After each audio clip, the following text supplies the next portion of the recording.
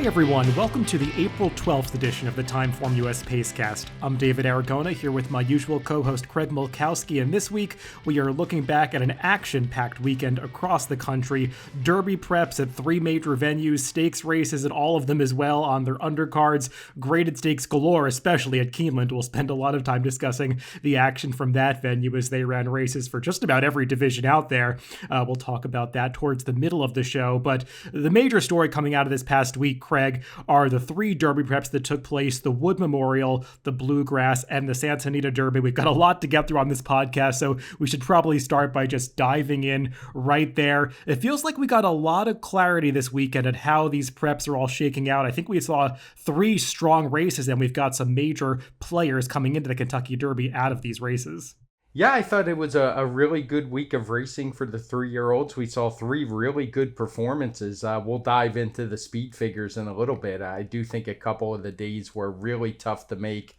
But despite whatever numbers I came up with, they were always going to be around in the same range. So I thought all of the horses look good and are serious players, and maybe even some of the runner-ups as well. I do think we saw some good non-winning performances. So we got a good month now, I guess, to analyze the Derby. I know a lot of people have been analyzing it since probably Saratoga last year, but now the field's almost set. We only have one more smaller prep to go where some horses will try to get in, but for the most part, we know who's going to be running.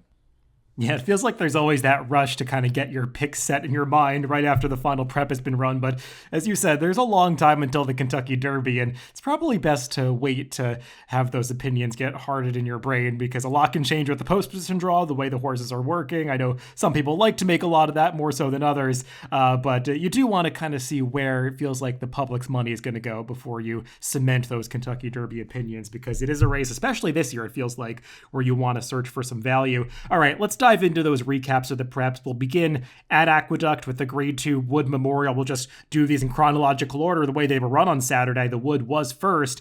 And Greg, I thought both of these top 2 ran well. Mo Donegal in early voting, but I don't think there's any doubt that Mo Donegal ran the better race, because he did not get a whole lot of help up front from the pace. Early voting really had things go his way. Mo Donegal just flat out ran him down. Yeah, the pace was solid. But it's not going to be coded in red. It's not like he was crawling up front, but early voting's a fast horse, and he was alone early. He got challenged a little bit by AP Secret down the backside, but he was able to fend him off, opened up, and Mo Donegal was able to just wear him down. I will say Joel Rosario gave Mo Donegal a great ride. If he hadn't saved as much ground as he did, maybe he doesn't get that neck difference that we saw, but he really finished off the race well. I wound up giving him a 121 TimeformUS speed figure, which is quite a jump, and Aqueduct was a really complicated day. I know there's been a lot of talk about some of the other races on the card and the differences as pertain to the Beyer speed figures, but I spent a lot of time on this. I'm pretty happy with the speed figures that I came up with, but I will say that it won't shock me if it turns out they're off a few points in one direction or even the other, because it was not an easy day. No, I get that. I mean, the track at Aqueduct was playing much faster than it usually does, or that we've seen throughout the winter. It's hard to believe it was the same surface given the times that we saw. But this race, it did feel like the top 2 ran the races and really both took a step forward. Early voting obviously coming in with a lot to prove, having just run those 2 races so far in his career. But I thought that he took the step forward that he needed to. Mo Donegal just a little bit better on this day. And like you said, I thought Joel Rosario as well gave this horse a fantastic ride, saving all that ground. But even though he gave the horse the great ride to the quarter pole, he still had a lot to do in the final quarter mile to run down early voting. And it seemed for a brief moment at the 8th pole like early voting had the race won, but Mo Donegal just relentless in the final 8th and really gives you the impression that he's a horse that's going to have no problem handling that stretch out to 1.25 miles in the Kentucky Derby. We'll see about early voting. I would say that it does feel like he's a need the lead type. We haven't really seen him use a different style of running in his last couple of races, but Craig, we'll talk about it a little bit with regard to the next couple of races. Some of the speed that we thought was going to be of the Kentucky Derby may be coming out now, so maybe that makes it a slightly more moderate pace situation for a horse like early voting. But both of these seem like ones that you want to have on your radar heading into the first Saturday in May. Yeah, it will be interesting to see who else shows up. Like you said, a little too early to try to analyze the pace. But for me personally, it's hard to imagine I could come up with a scenario where I preferred early voting to Mo Donegal. But it's a little early, so don't want to go too deep into those weeds because I want to leave open the door to change my mind. Yeah, just with regard to the speed figures, Mo Donegal, it does show a really big jump. I think looking back at that Fountain of Youth from early February, maybe that's a number that we have a little bit low in terms of the speed figures. I know that was one where you and Beyer kind of diverged on the Fountain of Youth speed figure. We've seen a lot of horses come back and run faster out of that race. I know it's really hard with some of these 3-year-old prep races because a lot of the horses are improving at this time of the year, and there's no doubt that Mo Donegal in early voting definitely improved in this wood. The question is just how much, and it's really hard to be sure, just given the way the track was a little bit all over the place at Aqueduct on Saturday. Yeah, and it's funny you mentioned that. One thing that makes it tough is a lot of these big days, we only see 1-2 turn race, and they're for the 3-year-olds, or maybe we'll see two, and it's a filly in a colt race. So they are definitely tougher. I do much prefer when there's an older horse race like we had on Florida Derby Day, where we had the Fearless race. Well, we'll discuss some more racing from Aqueduct a bit later in this podcast, but let's handle all of those Kentucky Derby preps together right now and move on to the Grade 1 Bluegrass at Keeneland, which was run, I think, just about a half hour after the Wood Memorial. And Craig, we had talked about it on the forecast last week. Seemed like a pretty straightforward race on paper, despite the fact that it had drawn a large field, and no big surprise that the two favorites dominated this one. But Zandon really was the one that took the big step forward coming out of the Risen Star. Smile Happy improved as well, but I was very impressed by that turn of foot that Zandon displayed in the final 3/8 of a mile of this Bluegrass. Yeah, I was really surprised that even though it was very slight, that Smile Happy went off favored over Zandon, given the trips that the two had against each other in that last race, because Zandon obviously had things much tougher that day. And he kind of showed that here as he blew by Smile Happy in the stretch. I thought Smile Happy ran fine. He got a 118 speed figure. The pace was just solid. It was nothing that we have in blue or red. The pace figures are all in the 120 set by Emmanuel. And Zandon just smoked them. I don't think the speed figures, I only have them a 1 point difference, 119 and 118. But I don't think that it is really that close in terms of ability between these two. Yeah, I mean, in dirt racing, just as far as the TimeformUS speed figures go, we don't really reward horses that come home really fast, either in sprints or route races. But I think this is the situation, or the rare situation, where you do want to give Zandon some extra points, just, in your own estimation, because you rarely see horses unleash the kind of turn of foot that he did in a 9-furlong dirt race. I was getting pretty worried around the far turn when he was so far back. The pace, as you said, it was moderate, but the entire field was bunched together. I mean, he was last of 11 on the far turn, but he was only 4 or 5 lengths off the lead. And it's really difficult for a horse to kind of weave his way through traffic and kick back to make that move on the dirt. And it was just amazing when you could see once Flavien Prat asked this horse to go, he was picking up steam and just passing horses like they were tied to a post. And, coming to the top of the stretch, I'm sure Corey Lattery probably thought he had that race won on Smile Happy, because he took over like he was going to go away from the field. And he did run away from everybody else, but Zandon just, you could not contain that move that he made from the 3/8 of a mile pole to the wire. The one concern I have with Zandon, though, Craig, is he's shown in his last couple of races, he's not the quickest horse away from the starting gate. And passing 11 horses in the Bluegrass is one thing. Passing 20 horses in the Kentucky Derby, if that's what he's going to have to do, that's a whole different beast. Unless you're Mind That Bird and Calvin Burrell and you can work out a trip coming up the rail, it's a really difficult thing to do. Not that Zandon necessarily is going to be last early in the Derby, but I think we've seen the 3-year-old version of Zandon just doesn't possess the tactical speed that we saw from him as a 2-year-old.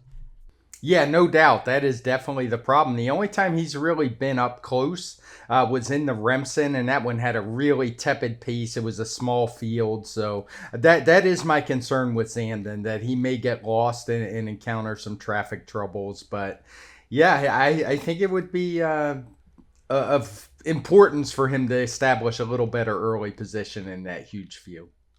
And I completely agree with you that Smile Happy was second best in this race by quite some ways. But things often change the Kentucky Derby. We talked about both of these horses that were runners-up in the Wood Memorial and the Bluegrass, early voting, and Smile Happy.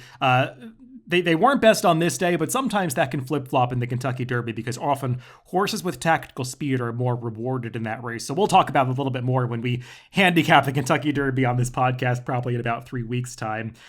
Craig, let's move on to the final prep race that was run on Saturday out in California, the Santa Anita Derby, and the two recent Bob Baffert trainer switches now in the barn of Tim Yakteen just absolutely dominated this race. It was bet as a two-horse race with Messier, one of those Yakteen runners, taking a lot of money, along with Forbidden Kingdom, trained by Richard Mandella. Forbidden Kingdom, though, just didn't look like his usual speedy self in this race, and he backed up with about 3/8 of a mile to go. Not the case for Messier and Taiba. Taiba being the surprise in this race. The question at this point is, how good is this horse? Because we saw something pretty remarkable here. Yeah, my initial reaction is I don't like horses like this going into the Derby, but he's just so good. It's hard to just dismiss him out of hand. He ran a 125 TimeformUS speed figure, which was pretty gigantic. I mean, for second start, he had run a 121 first time out with a 127 final time, and his final time here was a 126. So we haven't seen a horse run this fast in his first two races since probably Justify. Now, both of them got late starts. I'm not trying to say he is the next Justify, but he looks every bit as talented to me, and I don't think Messier did anything wrong in defeat either. Even though Forbidden Kingdom packed it in, he was going pretty quick up front, not quite enough to get the red fractions, but Messier was the one doing the dirty work, pushing him, and looked like he was going to be the winner for a little while. Taiba just kind of was floating outside and found another gear. So, I mean, that horse is clearly a freak to just run like he did. He lost a lot of ground, ran a huge speed figure, and I think he is the real wild card. I'll be really interested to see how he gets bet, assuming he makes it to the gate, which I have no reason to think he won't, but just some effort. And I was impressed by both the top two. And the one thing I did find interesting was coming out of all three of these Derby preps, it's basically two horses and that's it. We didn't talk about a third horse in the Wood or the Bluegrass, and I really don't think we're going to here either. No, all these races just kind of played out as two-horse races, even though a couple of them maybe didn't look that way on paper. They really did. I don't think we mentioned Morello in the Wood. He was the big disappointment in there. I don't think we have to dwell on him. He's probably not going to be in the Kentucky Derby starting gate. But with regard to the two in the Santa Anita Derby, I agree. I think Messier and Taiba both ran really well. It feels kind of, listening to the reactions of people coming out of this race, that handicappers and analysts, they don't know what to do with Taiba because there really is very little precedent for a horse like this. A horse that's not 2 years old coming out of a 6-furlong maiden race to win a grade 1 route is just something you don't really see, especially not one that's going to make his next start in the Kentucky Derby. There is no precedent for a horse winning the Derby off just 2 races, but like you said, the closest corollary would be Justify. He did it off 3 races, a couple of non-stakes, a maiden allowance before winning the Santa Anita Derby. So that is pretty similar to what we're seeing with Taiba. And I think in this day and age, given the way that preparation for the Kentucky Derby has changed, we're not seeing horses have 3 and 4 prep races anymore. In some cases, we're seeing horses just get 1 or 2 prep races. I think it's a mistake to dismiss Taiba just because he lacks seasoning. The game has really changed these days, and the way these horses are trained, especially coming out of the Bob Baffert barn, where there is extensive schooling going on in the mornings. Taiba's a pretty professional horse at this point in his career, so arguably he has as much experience as some horses that have made more starts than him. So I think it's going to be a mistake to dismiss this horse. The biggest question for me is, how does he get bet on Derby Day? I have no sense of that. Is he going to be among the favorites? Because speed figures say he's supposed to be, but will people kind of hold that lack of seasoning against him? I don't know the answer yet. I think we've got to see how public opinion on this horse develops over the next 3 weeks or so. Yeah, that's the puzzling part for me. I suspect he's going to be under bet just because a lot of people probably have that same initial reaction that I did. But once I made that speed figure, I'm just not so sure. And you make a great point. All the old school rules about how you have to win the Kentucky Derby have kind of been gone out the window one by one over the last 6, 7, 8 years, and this could be just another one. The game is definitely changing, and as long as you get the points to get in the gate, that's probably all that's going to matter. Craig, I do have a question about the fractions of this race. I don't know if you were following that. Different fractions were posted in the chart initially. I still see the fractions that were officially posted showing up in the TimeformUS chart, and I think Santa Anita amended them to the fractions that were shown on video. I think one was the Trackist, one wasn't. Do you know what was going on with that?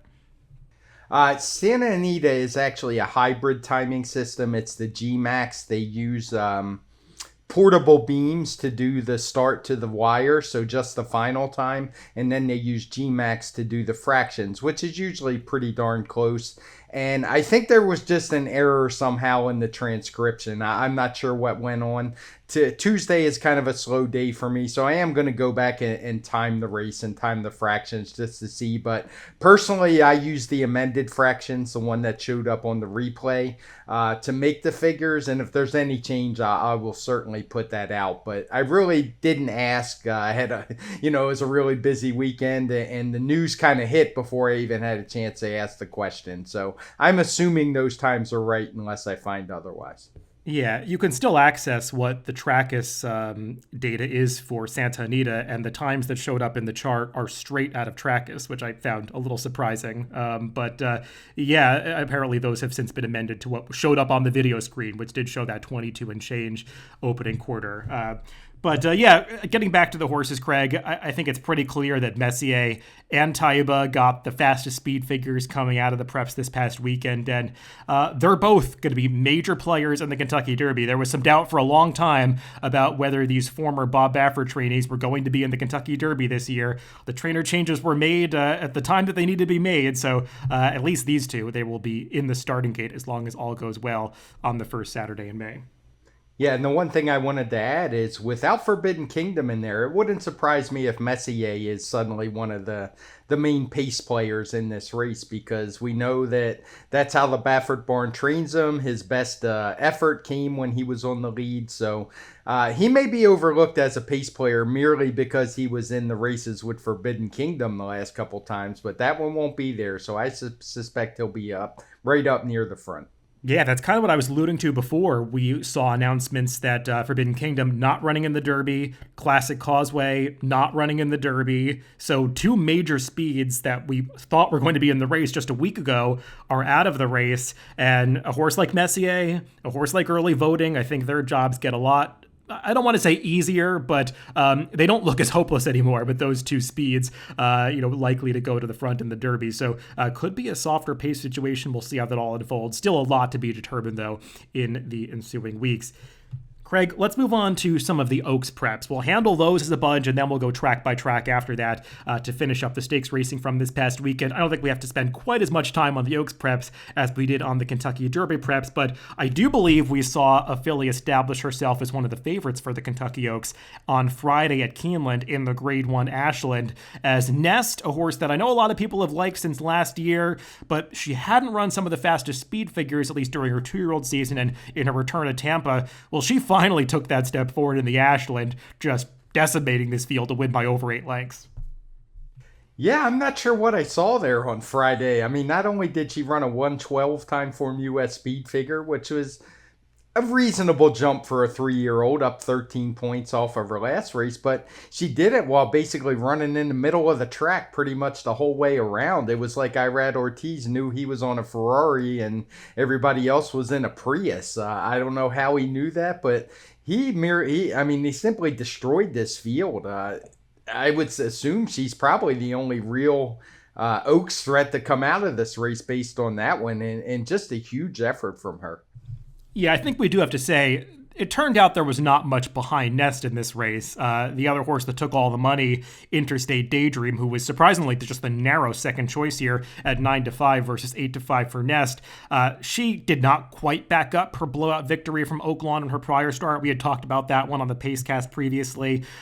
Just took a minor step backwards here. So she was, I think, just nosed out for second in this race. But Nest was far ahead of her and all the rest here. Just so powerful coming coming off the far turn, the way that she opened up on this field through the short stretch run at Keeneland. It's not like there was that much of a straightaway, but I mean, she really opened up a margin through the final eighth of a mile there. And just looking at some of the raw fractions, she ran her final 16th in 6 seconds flat, which is really as fast as you're going to see a horse come home at Keeneland. And you can see she has that rising pace figure line throughout, because they didn't go that quickly up front, but Ness certainly finished like a freight train in this race, and she gives every impression that she's going to love the mile and an eighth of the Kentucky Derby. I know she handled it in the Demoiselle last year, but it's apparent that she's taken a step forward since then.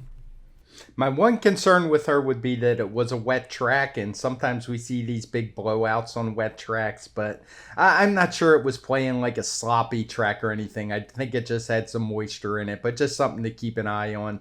And the only other take I had out of this race is, please let's not see Happy Soul routing anymore. She could be a very good sprinter. She doesn't need to be going 2 turns. Let's shift back to Aqueduct. A couple of races after the Wood Memorial, they ran the Grade 3 Gazelle over the same mile and an eighth distance. This came up a much slower race than the Wood Memorial, Craig. Slower pace, slower final time, but it was run in a very similar fashion with a horse on the lead, settling moderate fractions. In this case, it was Venti Valentine, and a horse trying to close into the pace that was riding the rail throughout. In this case, that was Nostalgic. The rail just opened up, though, for the eventual winner, Nostalgic, and she had enough horse to shoot through and assert her dominance in this one. Yeah, this is a race. I don't think any of these horses are legitimate Oaks contenders. The speed figure came back only a 103. Now, as I mentioned with the Wood, this was not an easy day, and actually the Wood and the Gazelle were the two that were probably the toughest for me to make sense out of. But once I came up with the way I did, I think that 103 is pretty solid. When you look at the rest of the field and the TimeformUS charts, the figure makes a lot of sense, and it's not like I broke it out from other races. I did a split where I thought the track slowed down later on in the card, but that's about it. And Venti Valentine just didn't show up and run that same race she ran the last time in the Busher, but everybody else seemed to basically run their race, and that race is not very good. Yeah, it's funny that you see this track at Aqueduct change so much, and one of the things that I noticed between Gotham Day and Wood Day, Gotham Day, the track was playing extremely slow throughout the day. I think the Gotham and the Busher went in 139 plus for a mile, and we saw some of those horses that had success on Gotham Day just not show up over the much faster surface on Wood Day. Make of that what you will, but some horses, they do prefer certain kind of tracks to other tracks, and maybe it was the distance for Venti Valentine, because obviously she was stretching out from the mile to a mile and an eighth, but she had handled that distance with no problem last year. She just didn't really have that same punch that we saw out of her in the Busher. And Nostalgic, she's just a horse that's been improving with almost every start. Aside from one turf experiment that didn't work out, she's really been taking a step forward with each dirt race, and she strikes me, like you were saying, Craig, as probably not a major contender for the Kentucky Oaks, but she does seem like a filly that wants to run all day, just given her pedigree and her physical makeup. She's one that I could see continuing to develop over the summer and maybe a player in the Alabama later in the year.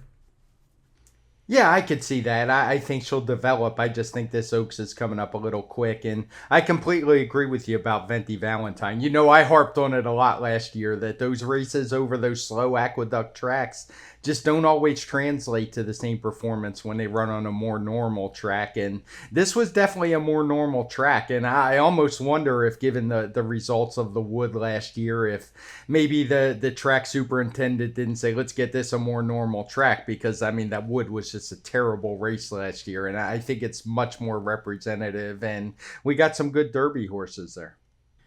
Back over to California, they ran the Grade 2 Santa Anita Oaks, a couple races before the Santa Anita Derby. Now, Craig, Desert Dawn, the upset winner of this race, does receive the same TimeformUS speed figure as Nest, who won the Ashland, but this race did not exactly leave the same visual impression as Nest did in the Ashland victory. It was a little more workmanlike for Desert Dawn.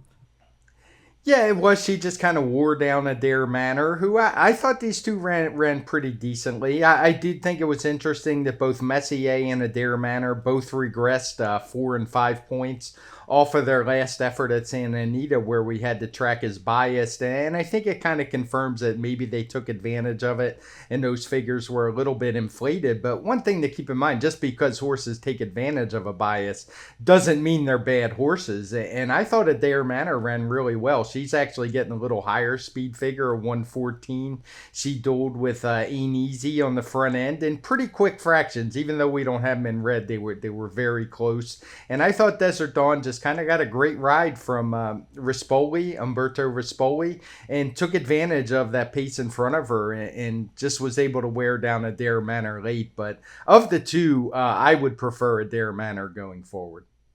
Yeah, it's kind of a fascinating situation. From a speed figure standpoint, this was among the fastest races that we've seen. Adair Manor getting that 114 TimeformUS speed figure to go along with the 119 that she got in her victory back in early February. Those are the two highest that we've seen from any three-year-old filly. And we've kind of been regarding these former Bob Baffert trained runners as not really players in the Oaks or Derby picture. And now we kind of have to reassess everything and, reorder these horses in our brains now that they're going to be in the race. And Adair Manor, just based on her recent races, I think she has to stack up as a major player in that race, even though she lost this final prep. Like you said, she probably ran the slightly better race. It was an honest pace up front. She really battled gamely through the stretch, trying to come back on Desert Dawn, who had made that thrust to the front of the eighth pole, but wasn't really able to put away Adair Manor for the entire stretch. She was just able to hold her off at the wire.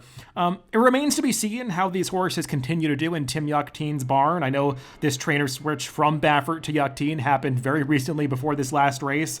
So not that the training methods are going to be wildly different, but we'll see how these horses progress through Baffert's suspension over the summer and into the late spring, I should say.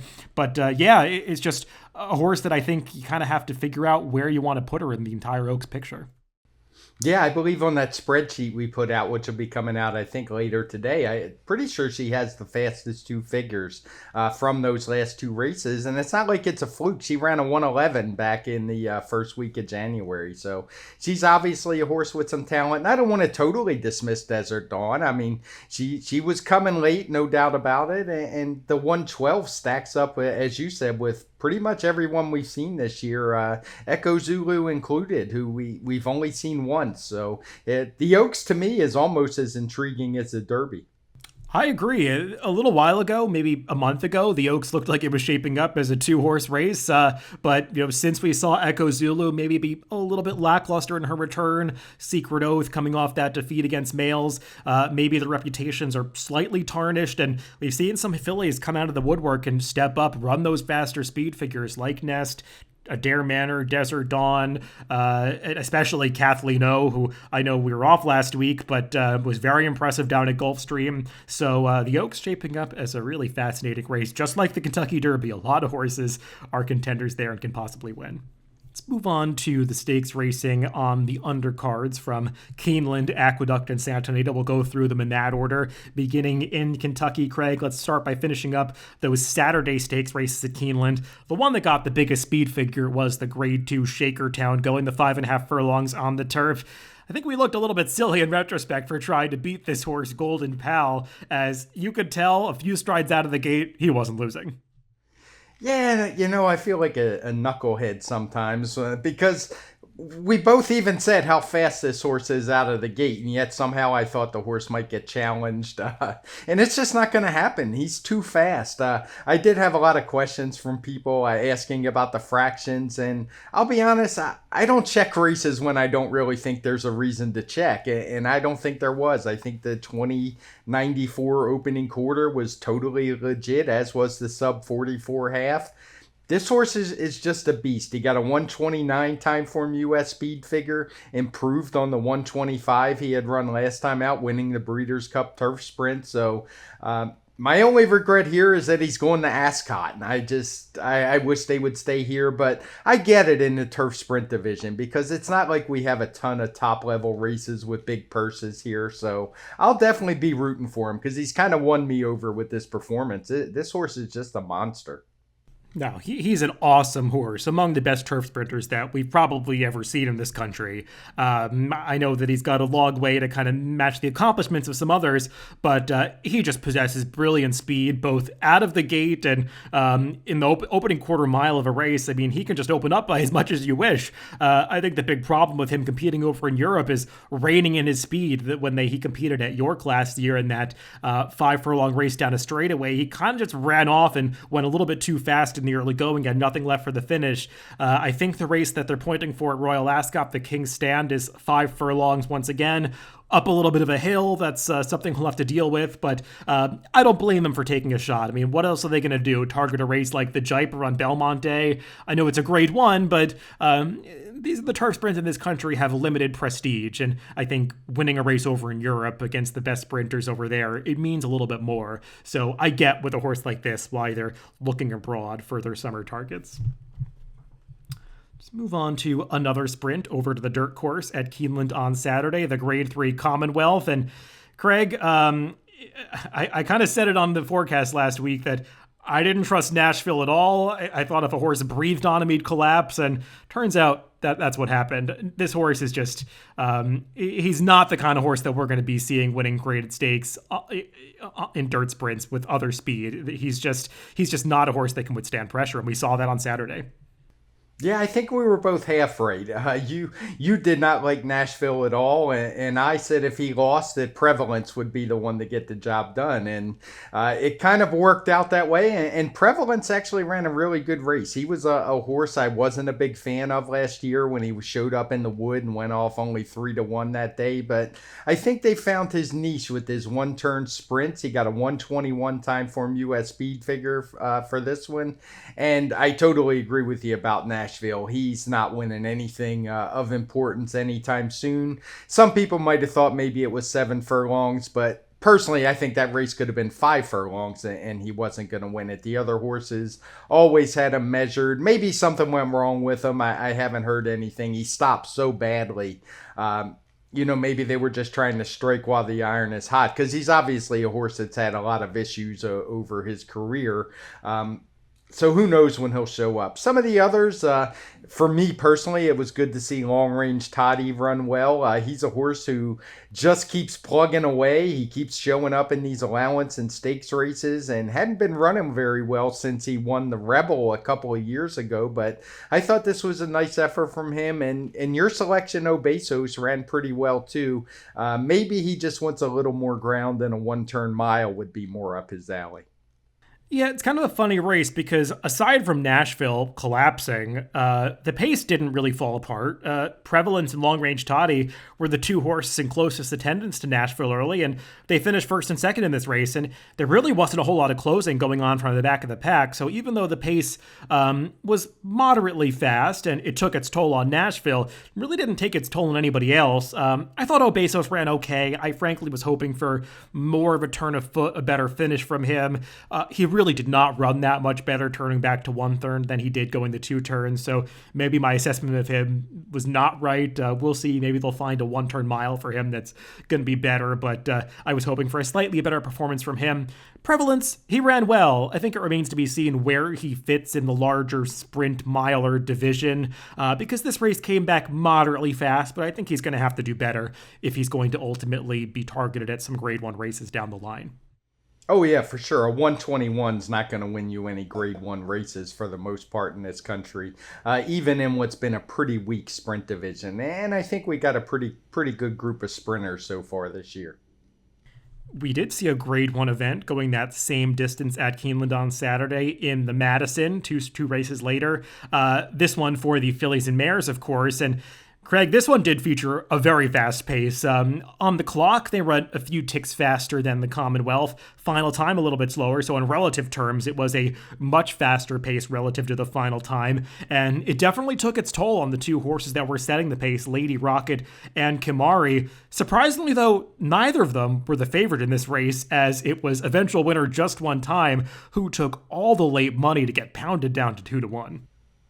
Yeah, when you say late, you mean very, very, very late, because I believe this horse was 9-2 as they were approaching the gate. But hopefully that's something racing can address at some point. I like what Naira did where the win pool money shuts out, I think, at a couple minutes to post, because say what you will about it, it's a terrible look, and it's got to be discouraging to players to see this, particularly when they win, as they often seem to do.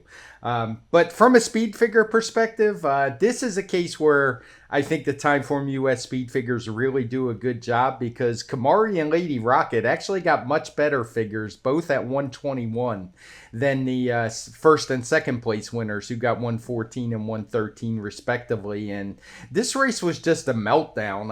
I almost wonder what Tyler Gaffleone was doing, because Kamari's never really been a need to lead type. She's had races where she came from way back, but maybe they just assumed Lady Rocket was the main danger and overdid it a little bit, because I actually think she ran very well, not the best ride. And don't get me wrong, Tyler Gaffleone's been riding very well. It just didn't work out this time, and set up perfectly for those two closers. Just One Time's a horse who has beat me now twice in a row, so I guess I've probably misjudged this horse a little bit, but I'll probably also try again, because I don't think she'll ever see a better setup than this one. No, Just One Time got an amazing ride from Flavien Prat.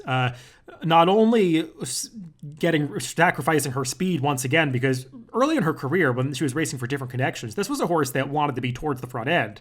But her two races for Bride Cox, she's come from off the pace and was really a deep closer in this race. I mean, she was ahead of Bell's the One early, but coming around the far turn, Bell's the One actually went right past her, and Just One Time was dead last at the quarter pole. But Flavien Prat did not seem like he was in any hurry, and once he wheeled this horse out, she made the final run, and the final run turned out to be the best run of this Madison. As you were saying, it just completely fell apart. Bell's the One arguably moved too soon to hit the lead just after the eighth pole, and Just One Time was able to gun her down at the very end.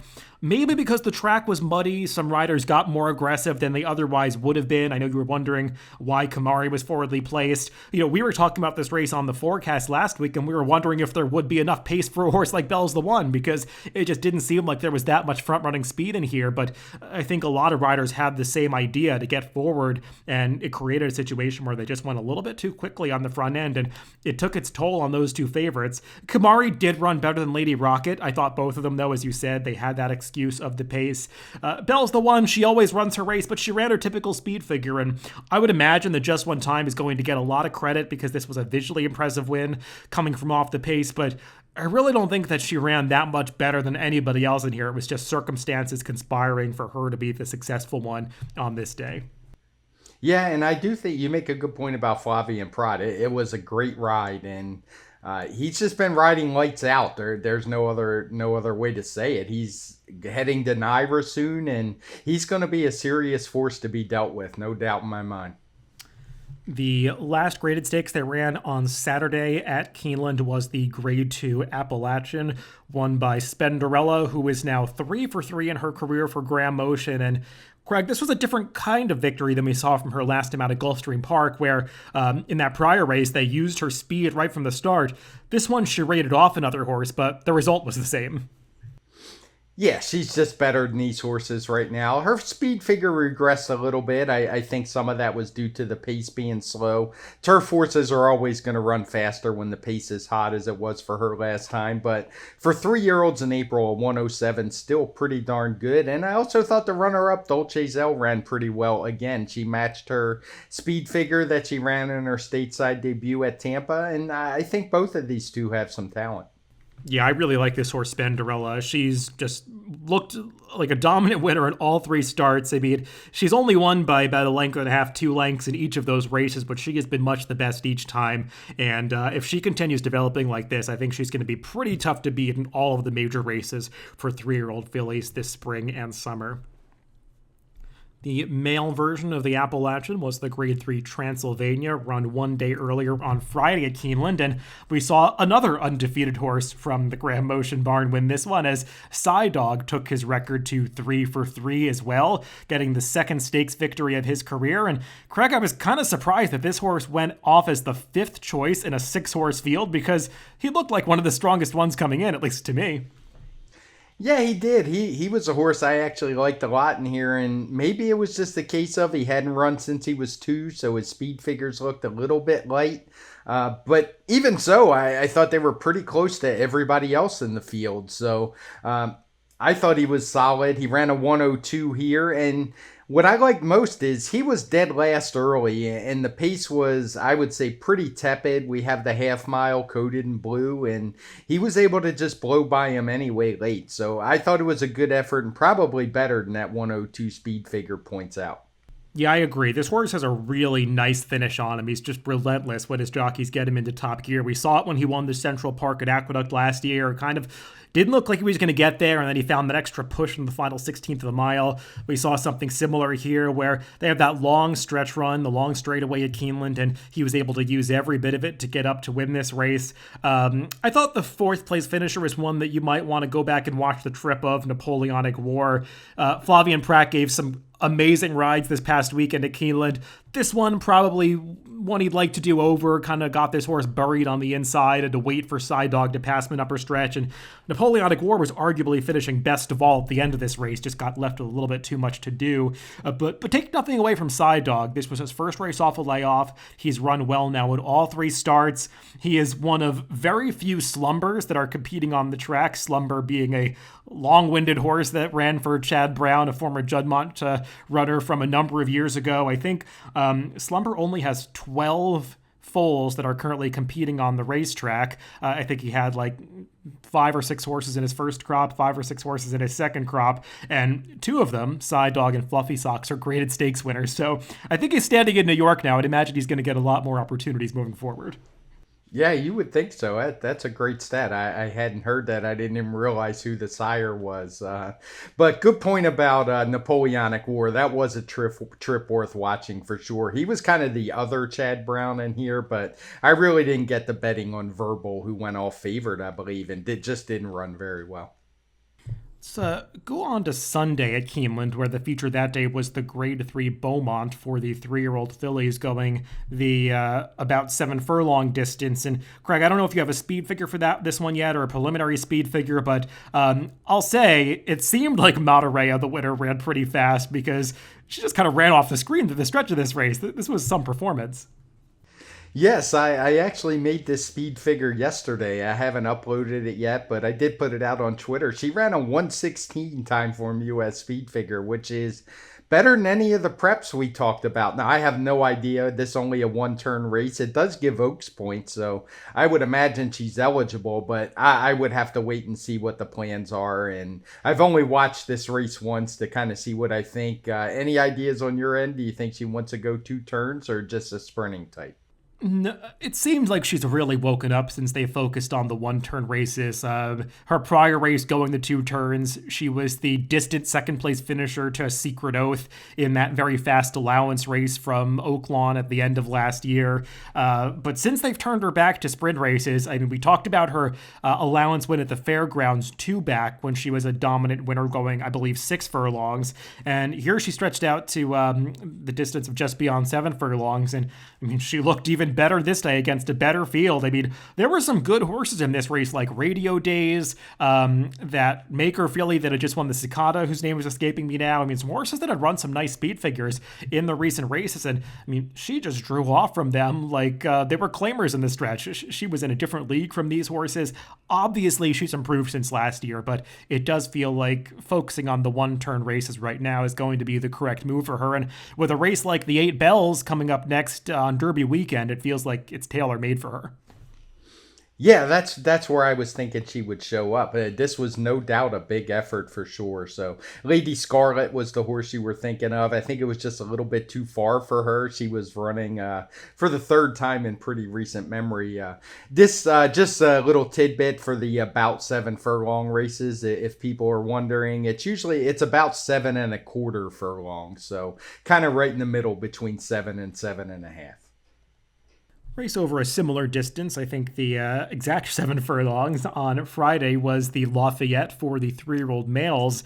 And kind of a funny winner of this race, Craig, Old Homestead, a horse who's based at Delta Downs, connections that I know most people who follow racing would not be too familiar with, coming into Keeneland. And He scooped up this big purse and was just simply better than some highly regarded 3-year-olds in this race.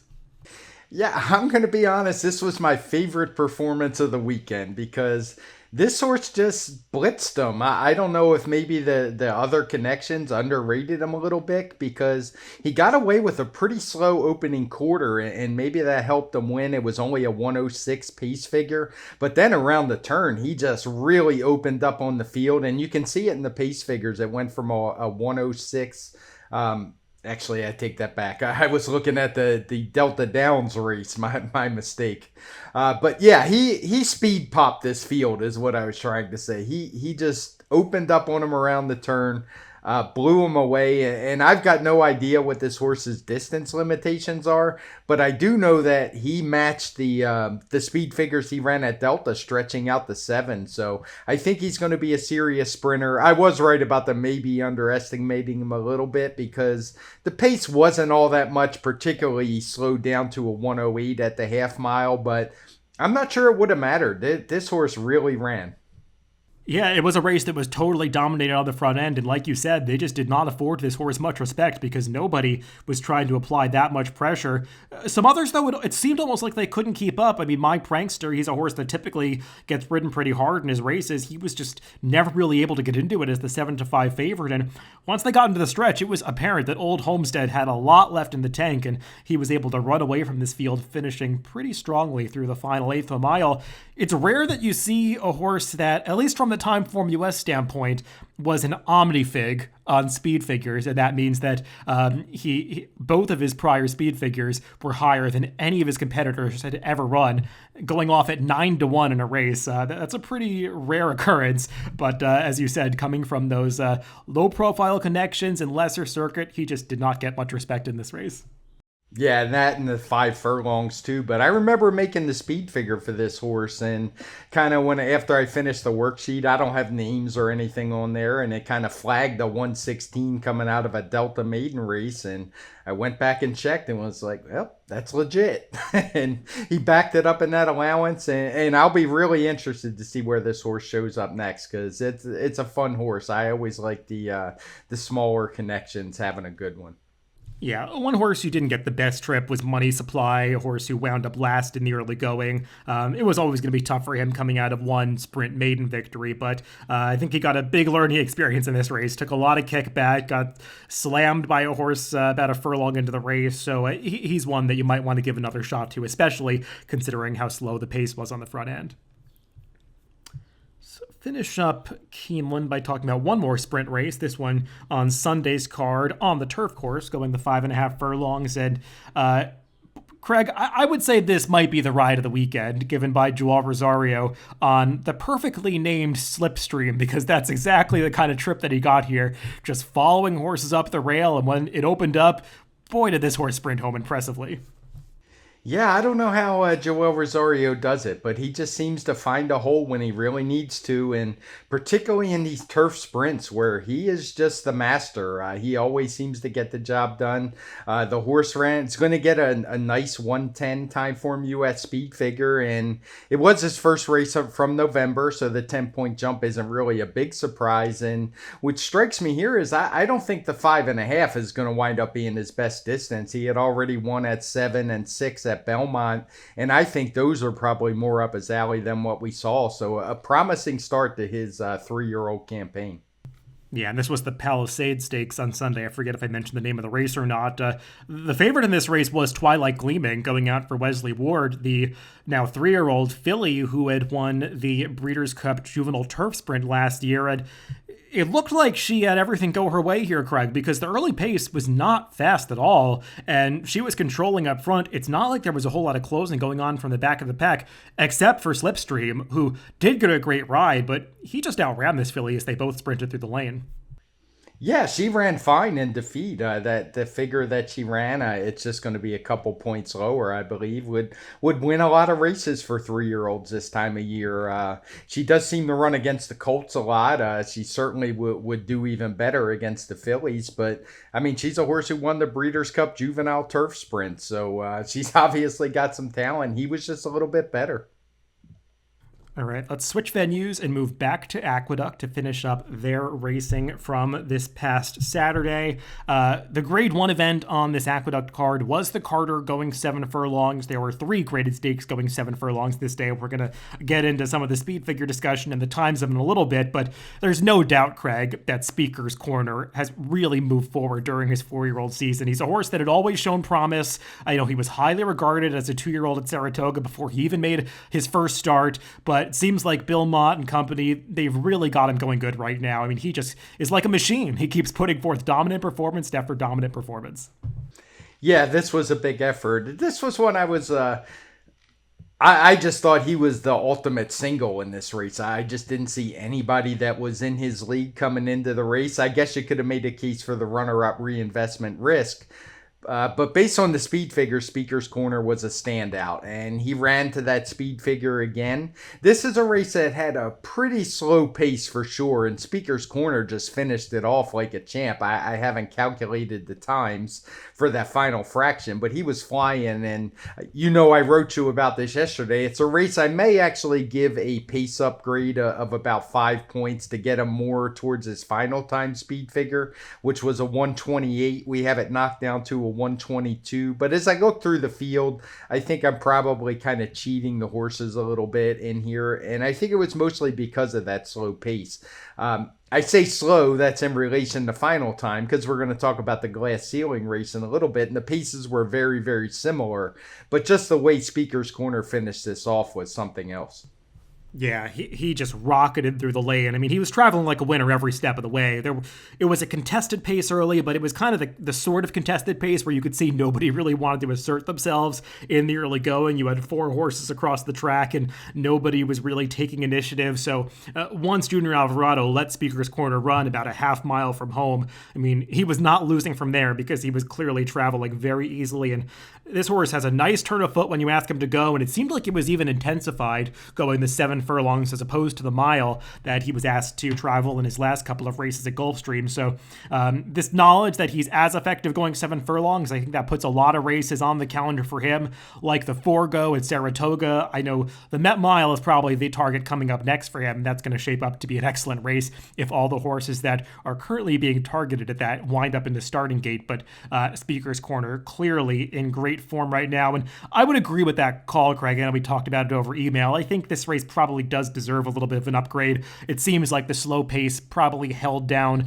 the final time a little bit. I mean, 121-1 is obviously just speaking non-relatively a very fast time, but relative to the other races on this day, it did not come up that fast. So I would imagine the pace is what led to that happening. But other horses in this race, Reinvestment Risk, Mind Control, even Green Light Go, they're really nice horses in their own right, and Speaker's Corner just easily defeated them. Yeah, and the one I would want to give another shot to is Reinvestment Risk. I mean, he ran second, and he was probably second best, but when you see this horse was on the lead after a quarter mile, he's never been on a lead in his life. At the early calls, he's never even been particularly close, and I think his hand was forced from being inside. I don't think that running style did him any favors. So this is one that I think has a promising future in these one-turn races. I know some people on social media were kind of wondering about the difference in speed figures between this race, the Carter, and the next one we're going to talk about, the Grade 3 Distaff from earlier in the day. I know the Beyer speed figures had a 16-point difference between these two races. Beyer gave Speaker's Corner a 114 and Glass Ceiling, the Distaff winner, a 98, even though these races were just a few tenths apart in terms of raw times. Greg, you gave Glass Ceiling a much higher speed figure than that, a 121. Talk a little bit about the decision you made and how you viewed that track on Saturday. Yeah, like I said, this was definitely a very tough card to come up with speed figures for, but these races were actually not among them. They were 2 races when I did my projections that are based on some pretty complicated algorithms that I'm not really going to get into, but races 2, 5, and 7 all came up with a projected variant within a couple points of each other. So I would never break those races out. As far as the sprints go, I didn't really have a lot of difficulty with these races. So My guess is that Bayer obviously had these horses rated a little bit differently coming in, and so his projections probably looked different than mine. But for me, I've got no problem with that 121 speed figure I'm giving Glass Ceiling. I mean, I think this was clearly the best effort we've seen from her. She was running away from the field late, and I just think the times are very comparable between the two races. Based on my data, I didn't see any change in the track at that point. Now, I did see one a little later on, not a very big one, but when we talk about the Bayshore, I used a slightly different variant, but not that much, not anything on the Bayer scale. Yeah, I don't have a big problem with your number for this race, Craig. The 121 for Glass Ceiling, it feels like she earned it. I mean, it wasn't the kind of race where you had a lot of horses earning big speed figures behind her. I know Kept Waiting got a career best 116 for finishing second, but that horse, I mean, she had everything go her way. She was able to set a pretty slow pace in a race where it seemed like nobody else wanted the lead. Glass Ceiling, though, I mean, she just ran by her easily at the top of the stretch, opened up 5 lengths on this field.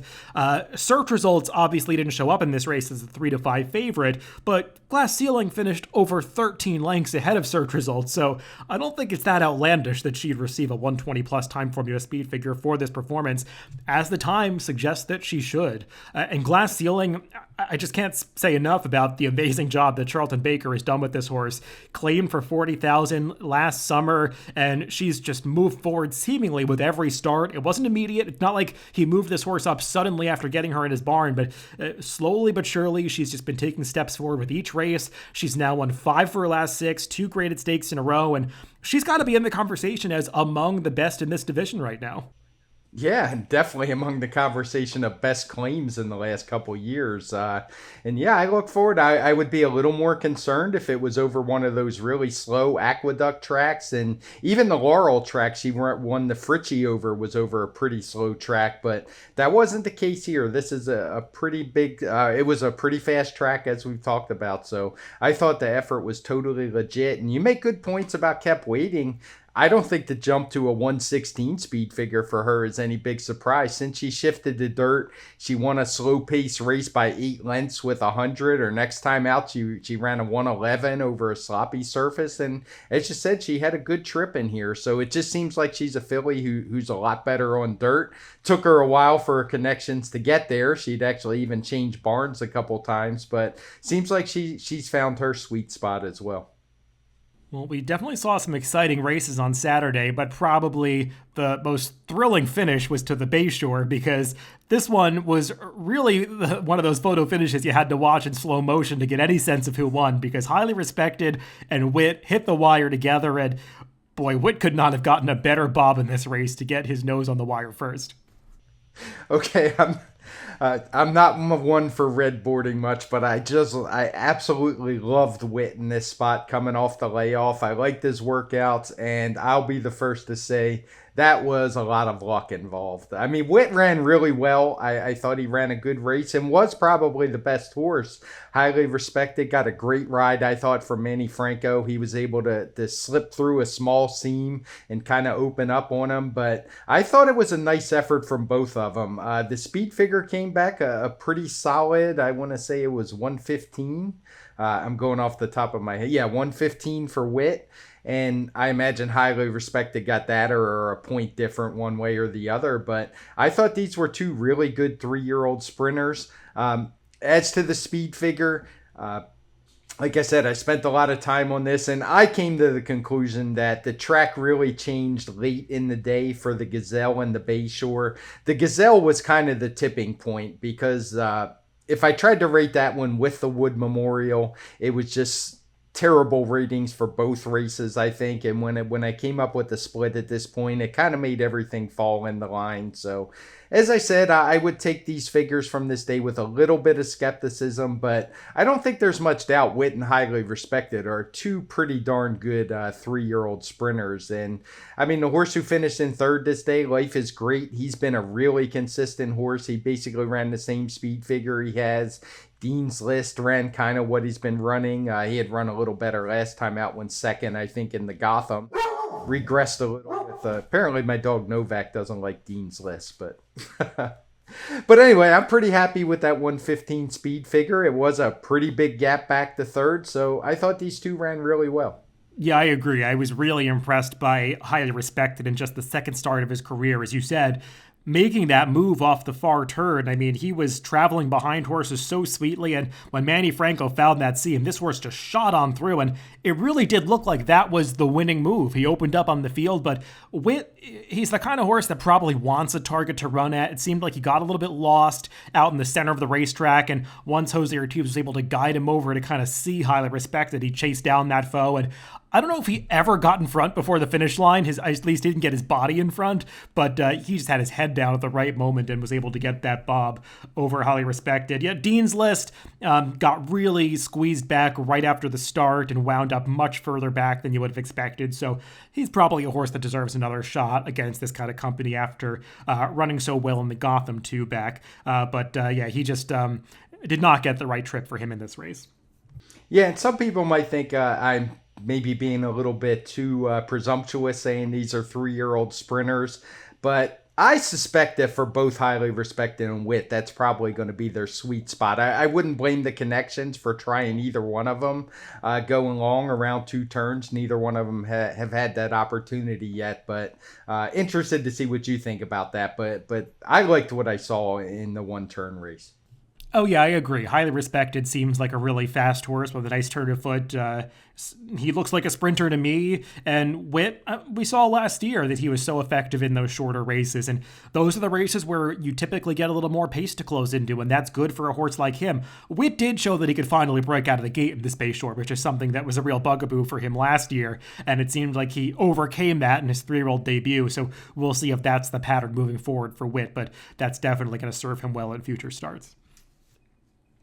Let's finish up Aqueduct by talking about the other stakes from Saturday. The one non-graded affair, that was the Danger's Hour, going a mile and the 16th on the turf course. And Craig, kind of a surprising tactical decision by the favorite in this race, Value Proposition, who was aggressively ridden to take the lead away from Rinaldi, who many people expected, me included, to be loose on front on this race, but that's not what happened. And it kind of allowed the eventual winner, City Man, to sit the perfect trip right in behind them.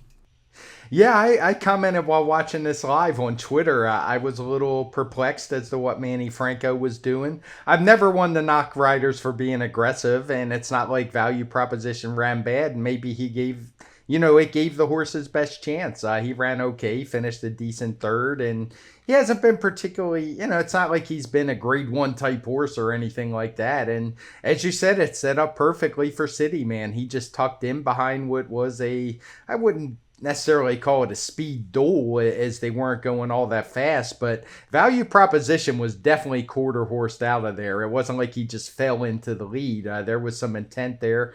City Man got the perfect trip, and he just seems like a kind of an underrated horse to me. He always runs decent speed figures. He's cracked the 120 mark a few times now, 122 here, which I think is a 1-point career best. And I would say this was a pretty strong race for a $100,000 race. This was more in lines of a graded, like a grade 3 type race for sure. I agree with that, and I think I said this race was a mile and the 16th. It was actually just a mile, and it really suited City Man. His first start off the layoff, he was clearly ready to fire. He's a horse that has run well fresh in the past. I think his previous best speed figure when he was second in the Fort Marcy last year, that was also coming off a similar layoff. So he might just be a horse that gets himself ready to go at the start of the year, but like you said, he ran well through the rest of the season last year, earning some big speed figures, and this was arguably the best performance he's put forth yet, because that turn of foot that we saw from him when he took this race over was pretty breathtaking. He only won by 2 1/4 lengths, but this was one of those situations where he really was geared down at the end. He opened up 3 or 4 in mid-stretch and then just kind of coasted into the wire. So he was much the best in this race. I'm not going to fault Manny Franco for the tactics on Value Proposition. I like to see that. If you thought Rinaldi was the main rival, which even though he was 6-1, given the pace situation, I could see how you might think that. The way to beat Rinaldi is to take the lead away from him, and that's what they tried to do. It just turned out Value Proposition wasn't quite good enough, and City Man, the best horse on the day. Yeah, and it's interesting to note, sometimes people forget with these turf horses, they come into their prime a little later, if you ask me, and he's a newly turned 5-year-old, so I don't think he's done improving. He's probably got some room to go. Craig, there were some other stakes races from Santa Anita, not quite at the same level of competitiveness or quality that we saw maybe at the other venues, but we'll just kind of zip through them. The two other graded stakes at Santa Anita on Saturday, both on the turf course, the Royal Heroine and the Providencia. The Royal Heroine, just not really a competitive affair, really just a public workout for the heavy favorite going global. Yeah, going global was just way, I think she went up 1-5 or something like that in here. And it was a race that was just an absolute crawl fest. We gave it the P designation.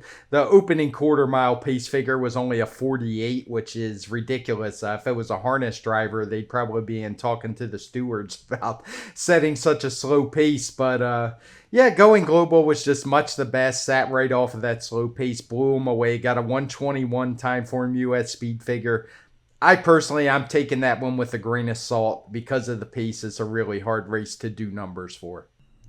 And in the Providencia Grade 3 event going a mile and an eighth for the 3-year-old fillies, Cairo Memories didn't take that much tote support here. I think she went off as the third choice in this race, even though this was a horse that I know quite a few people liked in the Breeders' Cup Juvenile Fillies turf last year. She just seemed like she was coming into this race a little bit dirtied up off some dirt form, but moving back to the turf clearly was the key for her. Yeah, I think maybe the connections got fooled by that Los Al race, which, I'm always kind of iffy on. They tried her in the Santa Isabel, didn't run. So they got her back on turf. And again, I think it's a case where bettors overlooked those speed figures because she was a 2-year-old. Even in the Breeders' Cup, she was only beaten 2 lengths. She ran a 93 that day. But, that was a long time ago. People forget that Breeders' Cup happened back in November. We're now into April, so you don't want to judge these 2-year-olds too harshly. And I thought it was a good effort from her.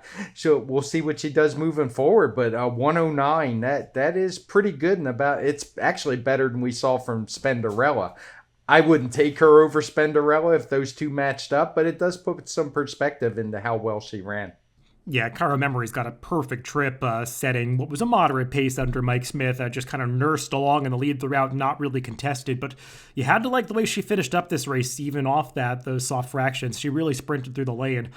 So I agree with you about kind of the comparison between her and Spenderella, but it's possible that Cairo Memories has just really taken a step forward since her 2-year-old season.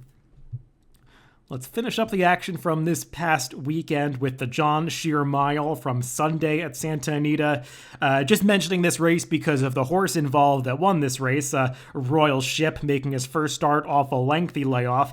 He ran some of the biggest speed figures that we saw out of anybody last year, but kind of tailed off towards the end of the season and was put on the shelf before they got to the Breeders' Cup, but certainly came back like he's ready to get back to some of his better races in this John Shear. Yeah, he was a horse I got a little grief about from people when he got a 130, went in the Californian last year, then backed it up, beaten just ahead by Country Grammar with a 129. But we've seen Country Grammar certainly no slouch as he came back to win the Dubai race after running second in Saudi. And Royal Ship, he's been gone for a while. He kind of tailed off after those big races, but he came back really well in this one. He's going to get about a 124 speed figure, I would guess. I don't have it officially yet, but really nice effort from him here and another player in the handicap division if they can keep him on the track, because this was just a paid workout. Yeah, this was clearly a prep for him. He's a horse that probably wants to run farther than the mile, but a 124, that's a really nice starting point for a horse that's going a distance that might be a little bit short for him, and he just really finished off this race powerfully.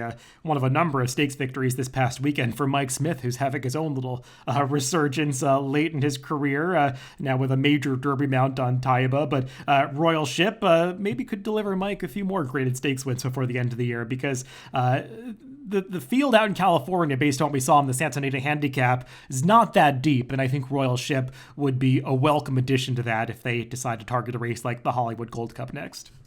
Yeah, for sure, and if Country Grammar comes back west, it could suddenly be a pretty strong division out there. Well, Craig, going a little bit over time on this one. There was a lot to get through, a lot of stakes action to cover. We didn't want to leave out much, covering all of the action from those three venues, but finally got a lot of clarity on this Kentucky Derby trail. I think we're going to discuss it a lot more in the coming weeks. We'll probably plan some Derby handicapping podcasts for either late April or the week of the Derby in May. We'll see how our schedules shake out, but it does kind of feel like we can start to look ahead to those races and have some sense of who's going to be in them. Yeah, I feel like I need a nap today. We went so long, but I think it was worthwhile, and we'll make it up to our listeners the next few weeks. The schedules won't be nearly as crowded as they were this week, so shouldn't be quite as long. But I just thought there were really a lot of good races to talk about and some interesting sidelights to them as well.